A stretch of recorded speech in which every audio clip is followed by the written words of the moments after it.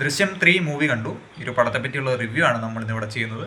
ഈ ഒരു പടത്തിൻ്റെ ഒരു 95% അത്യാവശ്യം കൊള്ളാം, നല്ല രീതിയിൽ തന്നെയാണ് എടുത്തു വെച്ചിട്ടുള്ളത്. മിച്ചം ഒരു 5% ഉണ്ട്. ഈ ഒരു 5%ആണ് ഈ ഒരു പടത്തിൻ്റെ നല്ല രീതിയിലുള്ള ഒരു എസൻസ്. ഈ ഒരു 5%ത്തിൽ ഒരുപാട് കാര്യങ്ങളുണ്ട്. ആദ്യമേ തന്നെ പറയട്ടെ, ഒരുപാട് വിവാദങ്ങൾക്ക് തിരികൊളുത്തിയ ഒരു സിനിമ കൂടിയാണ് ദൃശ്യം. 2013 ഇറങ്ങിയപ്പോൾ തൊട്ട് ഒരുപാട് ആളുകൾ ഇതിന് സപ്പോർട്ട് ചെയ്യുന്നവരുണ്ട്, ഇതിന് നല്ലൊരു മൂവിയാണ് എന്നുള്ള രീതിയിൽ വാദിക്കുന്നവരുണ്ട്. അതിനൊപ്പം തന്നെ ഇത് കുറ്റകൃത്യങ്ങൾ ചെയ്യാനായിട്ട് പ്രേരിപ്പിക്കുന്ന ഒരു സിനിമയാണ് എന്നുള്ള രീതിയിൽ ഒരു വലിയ വിഭാഗം ആളുകൾ വാദിക്കുന്നുണ്ട്. ആ ഒരു ഐഡിയോളജി ഈ ഒരു സിനിമയിൽ പലയിടങ്ങളിലായിട്ട് വർക്കൗട്ട് ആയിട്ടുണ്ട്.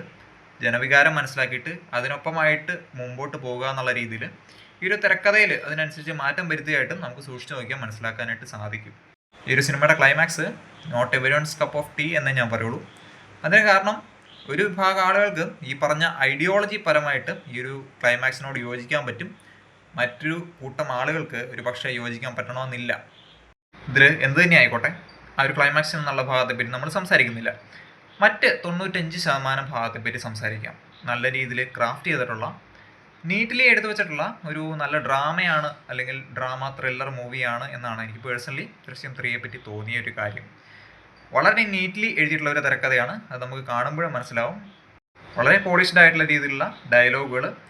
മോഹൻലാലിൻ്റെ ആണെന്നുണ്ടെങ്കിലും ഒരുപാട് കൂട്ടിയും കുറച്ചുമുള്ള പരിപാടികളൊന്നുമില്ല. കൃത്യമായിട്ടുള്ള ഡയലോഗ് ഡെലിവറി കാര്യങ്ങൾ മാത്രമേ ഉള്ളൂ. ഒത്തിരി ഇഷ്ടപ്പെട്ട ഒരു കാര്യം, വളരെ ഇൻട്രസ്റ്റിംഗ് ആയിട്ട് തോന്നിയൊരു കാര്യം, മോഹൻലാൽ പലയിടങ്ങളിലായിട്ട് കൊടുത്തിട്ടുള്ള ഫാൻ ബോയ് ടൈപ്പ് ഡയലോഗുകളാണ്. ലാലേട്ടൻ്റെ കഴിഞ്ഞ കുറേ സിനിമകളിലൊക്കെ ഇല്ലാതിരുന്ന, പ്രകടമല്ലാതിരുന്ന കുറേ ഡയലോഗുകൾ, പഞ്ച് ടൈപ്പ് ഡയലോഗുകൾ ഈ ഒരു പടത്തിൻ്റെ അകത്ത് വരുന്നുണ്ട്.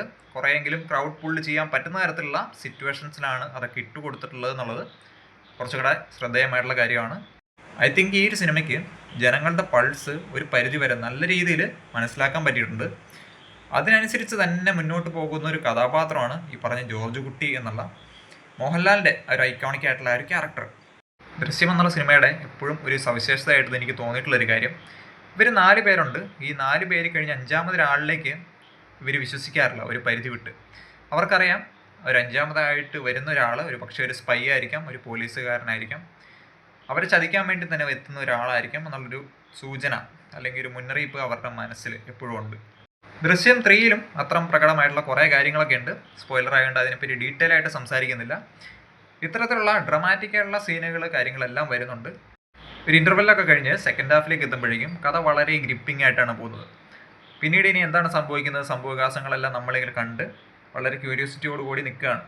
മറ്റെന്തിനേക്കാളും കൂടുതലായിട്ട് ലാലേട്ടൻ്റെ ജോർജ് കുട്ടി എന്നുള്ള കഥാപാത്രം തന്നെയാണ് ഏറ്റവും മുന്നിട്ട് നിൽക്കുന്നത്. ഈ ഒരു കഥാപാത്രത്തെ കാണാൻ വേണ്ടി തന്നെയാണ് നമ്മൾ ദൃശ്യം കാണുന്നത്. അതിലപ്പുറമൊന്നുമില്ല.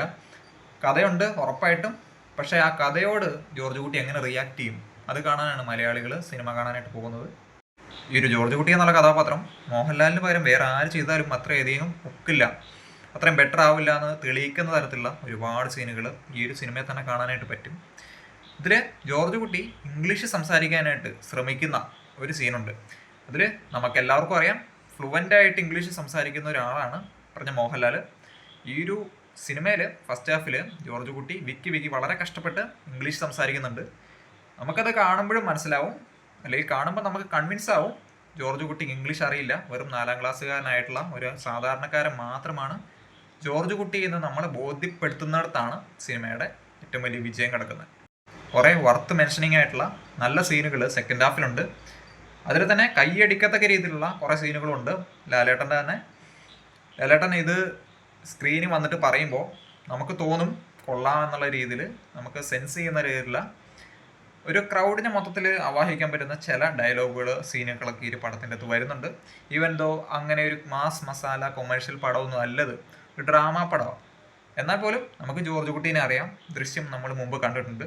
അപ്പോൾ ഇതൊക്കെ കണക്ട് ചെയ്ത് വരുന്ന കുറച്ച് ഇമോഷണൽ ആയിട്ടുള്ള ഇമ്പാക്റ്റ്ഫുൾ ആയിട്ടുള്ള സീനുകൾ വരുമ്പോൾ നമുക്ക് ഓട്ടോമാറ്റിക്കലി ആ ഒരു സംഗതി കിട്ടും. പിന്നെ എനിവേസ് ഇമോഷണലി നല്ല രീതിയിൽ കണക്റ്റ് ആയിട്ടാണ് പടം പോകുന്നത്. ഒരിടത്തും നമ്മൾ ഡിറ്റാച്ച്ഡ് ആയിട്ട് എന്താ ഈ കാണിക്കുന്ന എന്നുള്ള രീതിയിൽ ഒരു ഫീലിങ്ങും വരില്ല. പടത്തിൽ എന്താണോ കാണിക്കുന്നത് അത് മുഴുവൻ നമ്മൾ കണ്ടിരിക്കും.